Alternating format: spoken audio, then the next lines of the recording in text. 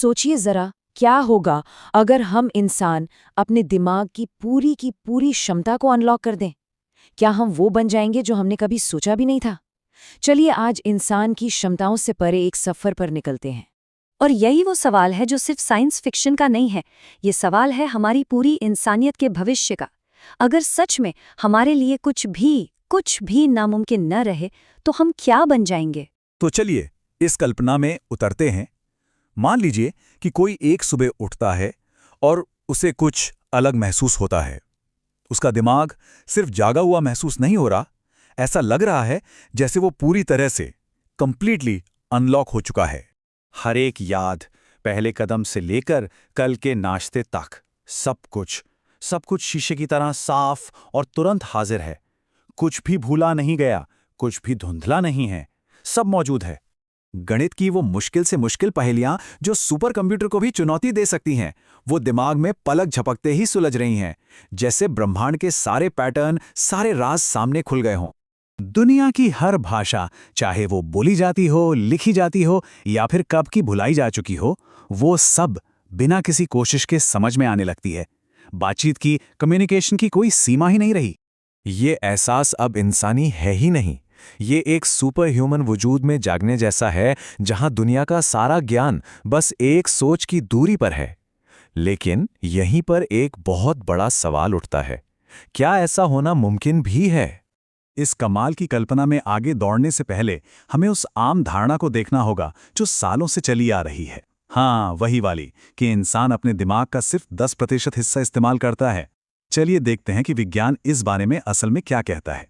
तो ये जो बात है ना कि हम अपने दिमाग का सिर्फ 10% इस्तेमाल करते हैं, ये बिल्कुल झूठ है, एक मिथक। हकीकत तो ये है कि हमारा पूरा का पूरा दिमाग हमेशा एक्टिव रहता है। हाँ, ये बात और है कि हम हर न्यूरॉन का इस्तेमाल एक साथ नहीं करते। सोचिए, एक ऑर्केस्ट्रा की तरह सारे म्यूजिशियन एक साथ तो नहीं बजाते हैं ना।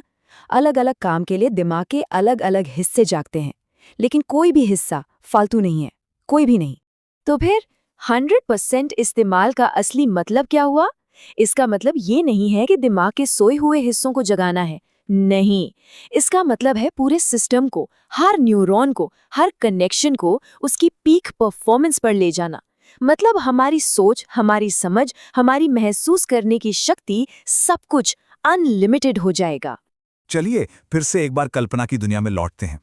अगर किसी तरह हम अपने दिमाग के सारे हिस्सों को एक साथ पूरे 100% पर एक्टिवेट कर पाएं, तो क्या होगा, क्या क्या संभावनाएं खुलेंगी? सबसे पहले तो याददाश्त, वो किसी भी सुपर कंप्यूटर को मात दे देगी। फिर, और यहां से बात सच में बहुत आगे निकल जाती है, शायद कोई मानसिक रूप से अपने डीएनए को भी कंट्रोल कर सके। और भौतिक विज्ञान की सीमाएं, शायद वो भी धुंधली पड़ जाएं जब टेलीपैथी यानी दूसरों के मन को पढ़ना और टेलीकिनेसिस यानी सोच से चीजों को हिलाना एक हकीकत बन जाए। जरा सोचिए, एक ऐसी याददाश्त जो कभी कुछ न भूले, हर किताब, हर चेहरा, हर अनुभव हमेशा के लिए दिमाग में प्रिंट हो जाए। हमारी सोचने की स्पीड किसी भी सुपर कंप्यूटर से भी तेज। हमारी सेंसेस, हमारी इंद्रियां इतनी शार्प हो जाएं कि हम वो भी देख और सुन सकें जो आज हमारे लिए नामुमकिन है। सोचिए, सीखना कितना आसान हो जाएगा। कोई भी भाषा, कोई भी स्किल, कोई भी साइंस, बस एक बार देखा या सुना और वो हमेशा के लिए याद। ज्ञान का एक पूरा समंदर हमारे दिमाग में होगा। और सुनिए, ये सिर्फ कॉमिक्स की कहानियां नहीं है। कुछ न्यूरोसाइंटिस्ट्स का मानना है कि हमारे न्यूरॉन्स में कुछ लिमिटर्स लगे होते हैं। अगर उन्हें हटा दिया जाए तो इंसानी विकास एक ऐसी छलांग लगा सकता है जो मशीनों को भी बहुत पीछे छोड़ दे। लेकिन हर शक्ति की एक कीमत होती है। इतनी जबरदस्त दिमागी ताकत को संभालने के क्या खतरे हो सकते हैं? यहां कहानी एक दिलचस्प और सच कहूं तो शायद डरावना मोड़ लेती है। यह एक बहुत ही कड़वा और बायोलॉजिकल सवाल खड़ा होता है। क्या हमारा ये शरीर जो मांस और खून का बना है, इतनी असीमित मानसिक ऊर्जा को झेल भी पाएगा, या फिर इसका फ्यूज ही उड़ जाएगा? इसके खतरे विनाशकारी हैं। दिमाग सचमुच में ओवरहीट होकर बंद पड़ सकता है।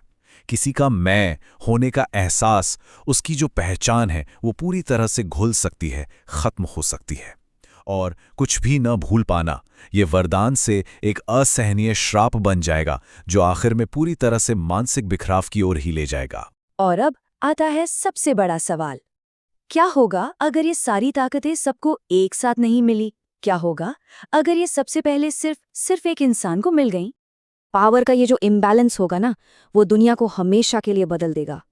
वो अकेला इंसान पूरी दुनिया की इकोनॉमी, सारी की सारी टेक्नोलॉजी, हर सरकार, सबको अपनी उंगलियों पर नचा सकता है। पूरी इंसानियत की किस्मत उसके एक इशारे पर लिखी जाएगी।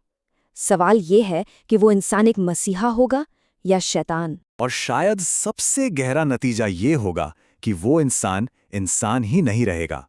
ये सिर्फ ज्यादा होशियार होने से कहीं ज्यादा बड़ी बात होगी।